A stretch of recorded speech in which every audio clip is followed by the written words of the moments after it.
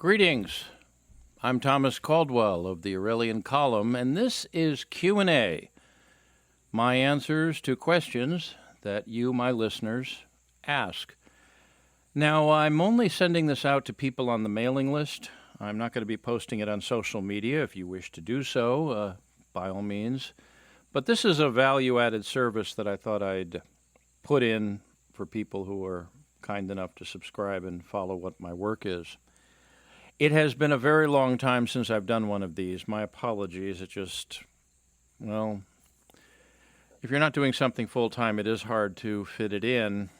But better late than never, and I do hope in the rest of the year to be able to do this more, maybe at least once a month, possibly more frequently. So, let's see here. First question. Who do you think was the best broadcast news organization, past and present?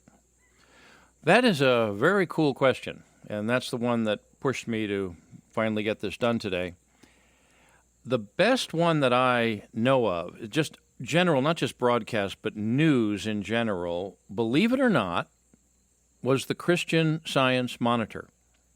Yes, the official newspaper of the Church of Christian Science. That sounds pretty weird, doesn't it? Well, here's the story. Christian scientists, in their particular view of that faith, believe that for anything to happen, people have to pray for it. And if you don't know the news objectively, you're not going to be able to pray properly. At least that's the way it was described to me. I worked for Monitor Radio back in the 1990s for a while. I was a stringer for them. In fact, I covered the Kobe earthquake in 1995. Primarily for them, I was on a pay strike at UPI because they hadn't paid me or anyone else in that part of the world. They were having money problems, which was not uncommon.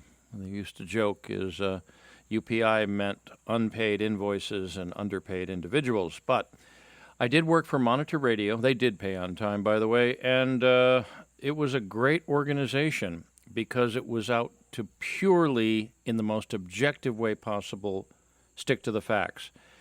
That took a lot of guts at times in history. During World War II, they reported the news without emotion. I mean, instead of saying the Nazi hordes are being annihilated in one of their headlines, they would say German forces are retreating or something like that. That took a lot of bravery.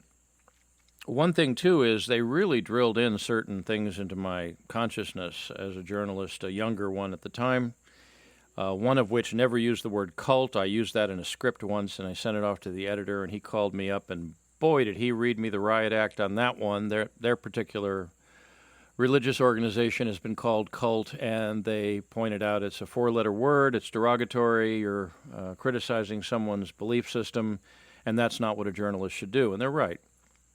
But by far it was Christian Science Monitor, I think. And now what they're like, I'm not sure. I haven't followed them in some years. 20 years ago or so, they were still quite good. Monitor Radio doesn't exist anymore, sadly, just like a lot of shortwave broadcasts, but they were top-notch. And if I was going to be doing historic research on the 20th century, I would definitely delve into their archives for good, solid information without fear or favor. Okay, the next question. How come you don't allow people to leave comments on Substack? Well, I do. There's one caveat. You have to be a paid subscriber to leave comments.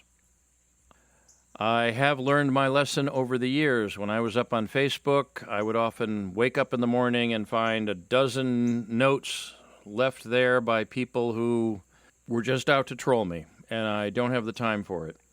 If you are a paid subscriber, you can leave comments for me up on Substack. If you're not a paid subscriber, well, enjoy the ride. Are you available to make public appearances? Well, yeah. I guess that means speeches. I don't think you're going to send a limousine for me and I'm going to show up somewhere with gig lights. I don't think I'm that important. I have done talks to audiences before. I'm quite proficient at that. I have not been with any speaker bureaus in some time, but it's not something I'm doing a lot of. In fact, I haven't done it in some years, but I'm available. If the money's right and the subject's interesting and the audience is cool, I'm game. Just send me a note at Substack or at feedback@aureliancolumn.com. Why were you overseas for so many years, and why did you leave in the first place? Oh, wow. Well, first off, when I left, it was 1981. We had just survived Jimmy Carter. Ronald Reagan, we weren't really sure about. The U.S. was a mess. There were a lot of other issues pertaining to family or whatever. I just had to get away. I was just starting off my life, and I did not see a future in the United States at that time. So there was an opportunity to get on an airplane and fly one way to the Far East, and I did it.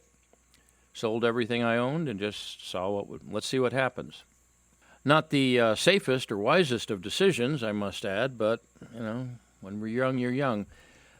Why did I stay overseas so long? Well, first off, I enjoyed it.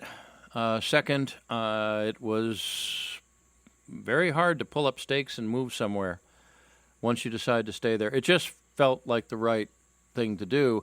I was considering moving back in the late 1990s, but there were some personal issues that popped up. Long story there. I don't want to get into too many personal details, but once you do move somewhere, it's very hard to unmove. It's very hard to come back.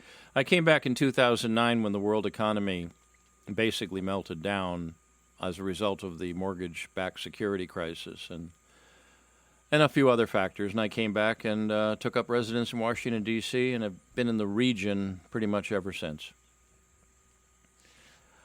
Next question. I've heard you believe in the government story about the JFK assassination. Is that true? Well, my answer to that is sort of. First off, I don't believe everything the government says. I don't think anyone should.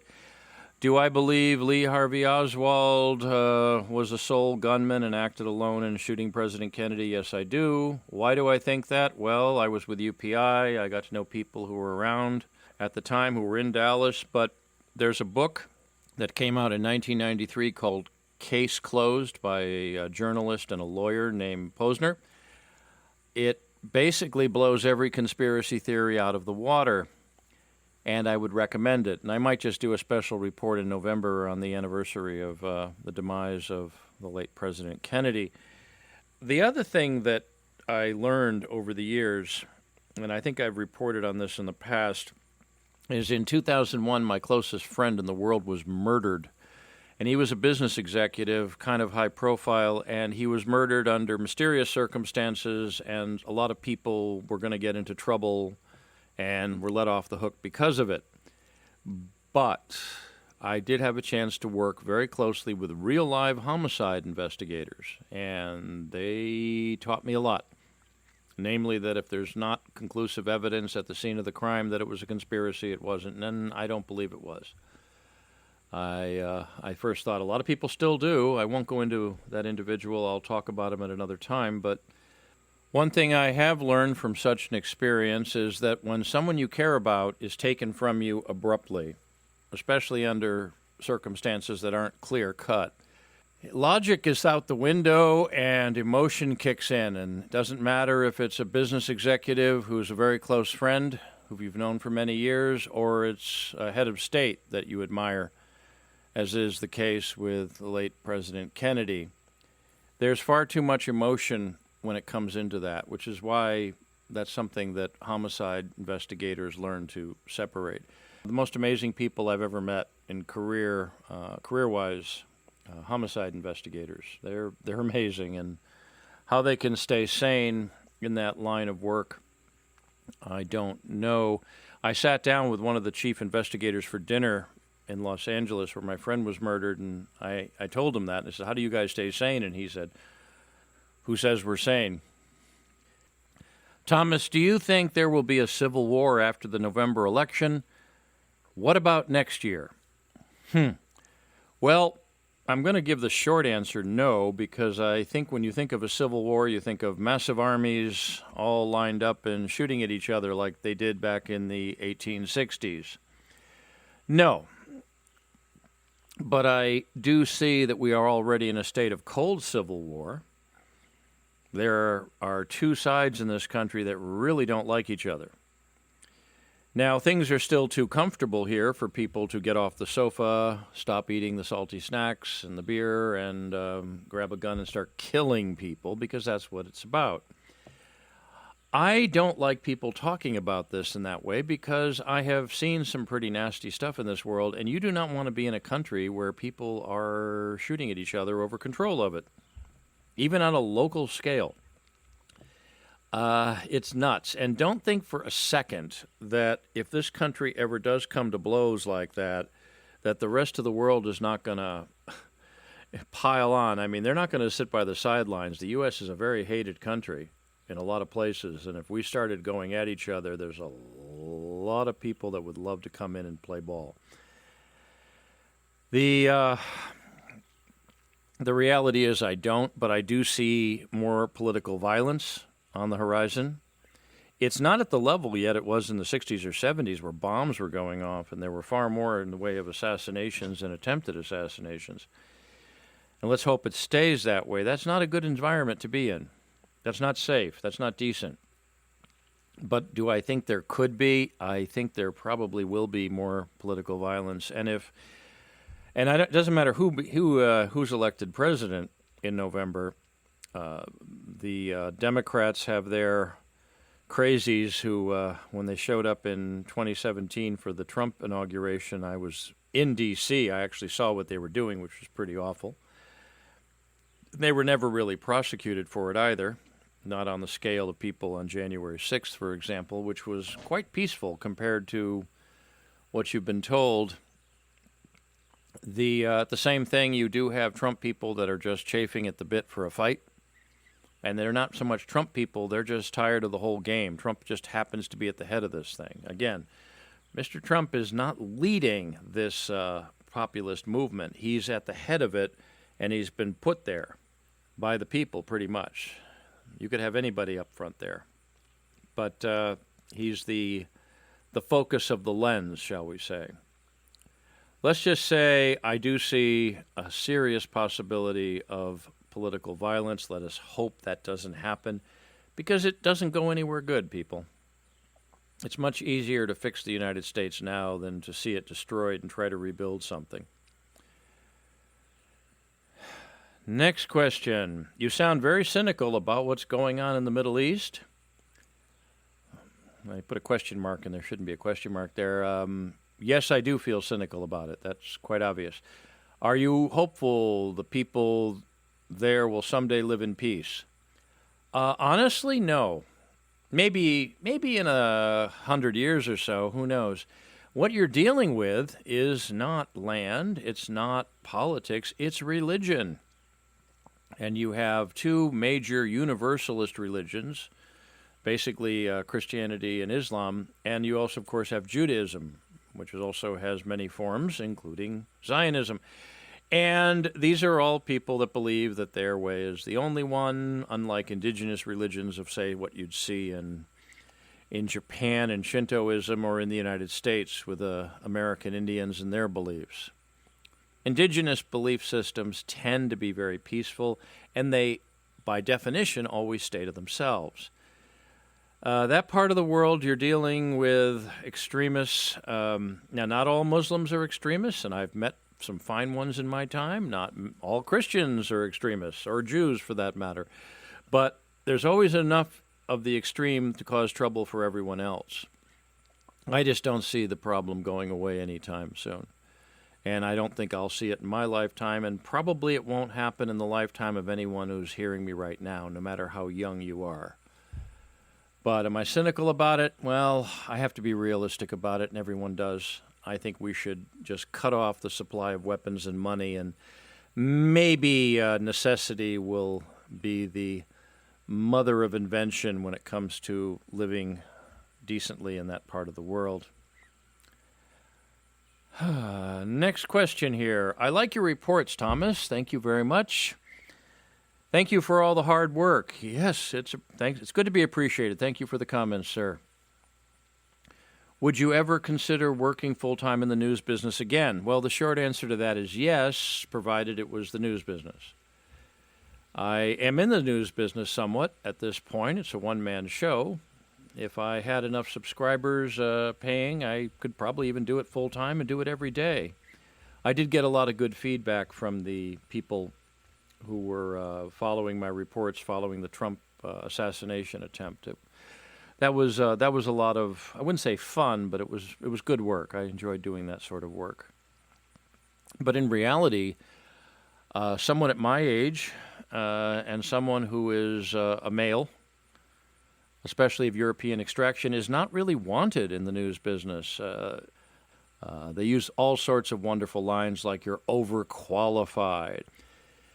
Very easy thing to say. Would I like to be still in the news business? Yes. When I was working for UPI, it was part of your retirement plan to be working for one of the hundreds of small local newspapers in the United States that always need someone to manage them. Well, they're not there anymore, unfortunately, which is a bit of a disappointment. The internet really changed things an awful lot, not always for the better. But the short answer is yes, this didn't sound like a job offer, but if there is a good news organization, and I don't know really of any good ones so much, I'd consider it. But in the meantime, let's see what I can do expanding the Aurelian column. Now, here's the last question for today. It's all I have time to finish with, and I could do this a lot longer, but I don't want to go any further in terms of time. I'm looking forward to the new section, the book report. I really want to get back into reading. What do you suggest? It's a very vague question, ma'am. I'm going to have to just say, just do it. Now, if you're functionally literate, you know how to read, just sit down and start. That's the best thing to do. It takes an awful lot of effort to read a book, even someone like myself who reads a lot. I don't watch television. First off, just manage your time better.